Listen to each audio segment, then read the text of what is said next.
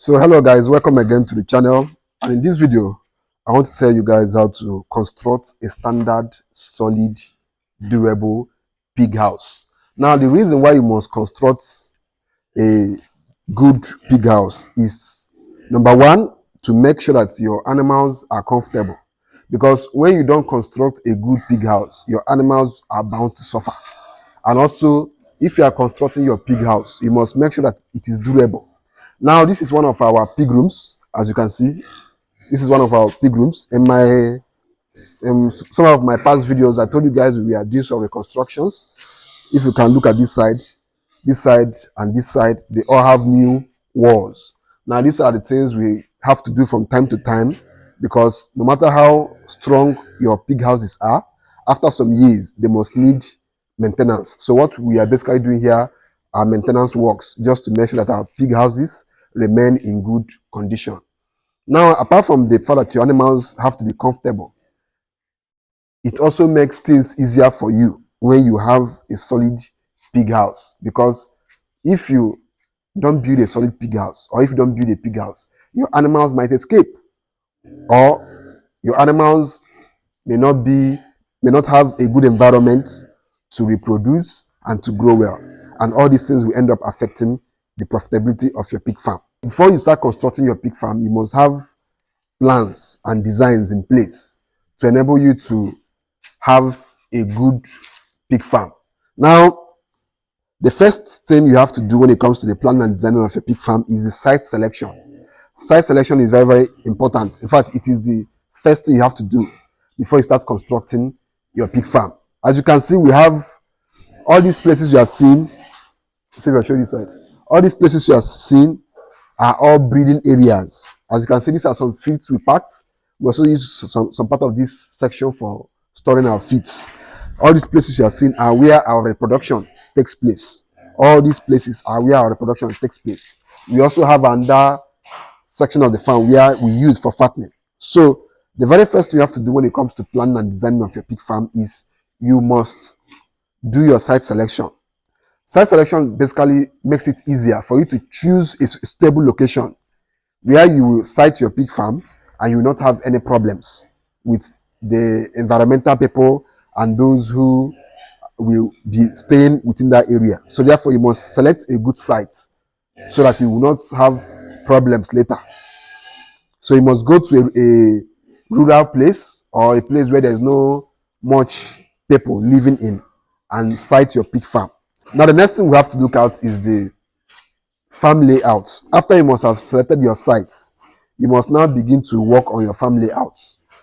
The importance of doing a farm layout is to be able to mark out the different sections in your farm. Now, when it comes to farm layout, we must look at your drainage system. We must look at the place where you site your borehole. We must look at the place where you site your actual pig farm. You must first of all have a picture of all these things before you begin to construct your pig farm. Now, of course, when you are also in the process of building your farm, you must make it easy for everybody that is coming into your farm to observe biosecurity measures, which means you must site the entrance and the exit from your farm at a particular point that will be far from your actual farm. So, assuming you have a farm, assuming you have a plot of land, or you have some plots of land, you must make sure that the gates you put in your farm will be far from the place where your farm is, so that people that enter your farm will not have direct access into where the pigs are. So that means your gates, which is the exit and the entrance from your farm, have to be far away from where the actual pigs are, from where the animals are, so as to be able to make it easy for everyone to obey and abide by the biosecurity measures of your farm. Now, the next thing we have to look at are the essential materials which you need to build or to construct your pig farm. The first thing is we have to look at the concrete. Concrete is very, very important for those who want to raise them up, for those who want to do a concrete floor. Mind you, you can also do the what they call it, the deep litter system, where your animals are not on the concrete floor, rather they are in a deep litter system, and you use the IMO solution to disinfect your farm and to dilute the waste. But if you are using the concrete floor, or if you want to use the concrete floor, you must consider the cost of flooring. You must consider all these things. The next thing you have to consider is the roofing. The roofing is very, very important. So if you raise the camera. The roofing is very, very important. So you must look at, first of all, you must look at the wood, you must look at the zinc, you must look at the nails. All these things are involved in the roofing process. Then, of course, you have to consider the dividing, the wall dividings. When you want to calculate the cost of building your pig farm, you have to look at the zinc, the wood, and the concrete wall themselves. And of course, you also have to look at the poles. You have to look at the poles too, because all these things are the essential materials you need to construct your pig farm. Then, of course, after that stage of considering the essential materials that you need to build your farm, we will now look at the pen design and dimensions. Now, this is where you start looking at the sizes of the rooms, the sizes of the pens that you want to construct. For example, this is our farrowing area. Now, the dimensions we use here are 8 by 8, 8 feet by 8 feet by 8 feet, because we want to have smaller rooms where it will be easy for the children, for the piglets, to be around their moms. So this is why we made here 8 by 8. And for the breeding area, we have a different dimension, and for the fattening area, we have a different dimension. But for this farrowing area, the dimension is 8 by 8. Whereas the fattening section, we use a dimension of 15 by 20, because we need a bigger room that will accommodate all the pigs that we are going to be fattening. And then for the breeding area, which is where the male services the females, our dimension we use there is 8 by 15, because we have to make the rooms longer and wider than the farrowing area. So this is one of our farrowing pigs. So this is one of our pigs that is pregnant. Very soon it's going to deliver. And this is the farrowing area. This is where our pigs, all our pigs, deliver their piglets. So show this side. This is where all our pigs deliver their piglets. So there are about 16 of them here that are pregnant. They are the ones making noise. So they will be giving birth very soon. And this is the area where all of them put to bed, before we then transfer their children to the fattening area, where they'll be fattened and, of course, be ready for the market. Now, in the construction of your pig house, one thing you have to do is make sure that your pen are slopy. So if you look at this our room is a bit slopy. You have to make it slopy so that whenever water comes out from the washing of the pen, it can easily come into this gutter. And of course go into the drainage system. So you have to make the room slopy. So you have to make the room slopy so that once the water comes here from here, it can easily enter into the drainage and go away. Then, of course, you have to construct the feeding and the water section. Here now is the feeding section where we pour their feeds, and this is their wallowing area. And of course, we have their nipple drinkers where they drink water. So once they put their mouth here, water will come out. Whereas here, if they are feeling too hot, they will come here and wallow and have a good time. Just like now, there is sunlight, which means their body is going to be heated up. They can just come here and relax themselves because the weather is hot. So this is how you construct your pig farm and your pig room. She needs to be massaged. So this is how we do it here. Now the next thing we have to look at is the ventilation. Just like you can see, so you'll go down. Just like you can see, here is very, very open. Show them this side. Show this side. Here is very, very open. So as you can see, the place is well ventilated. So this is one thing you must consider when building your pig farm. You must allow for aeration, for enough ventilation, because pigs don't have sweat pores, which means most times their body is always on heat. So if the heat accumulates in them and they cannot sweat it out, before you know it, they could have some issues. So this is why you must make enough air to be coming into their pens. And this is why you must also build your wallowing system where they can wallow and have a good time to clean and cool themselves down. Now the next thing we have to look at is the drainage system. If you are constructing your pig house, you must make sure that your drainage system is constructed in such a way that all the water from your farm, because most times what causes the odor that usually comes out from pig farm is the wastewater, not even the actual dung, is the wastewater from my own experience. So you have to make sure that all the water that is coming out from your farm have a particular place where they are being channeled into. Now, if you can see the way we constructed our own drainage system, mind you, this is the fatness section of the farm.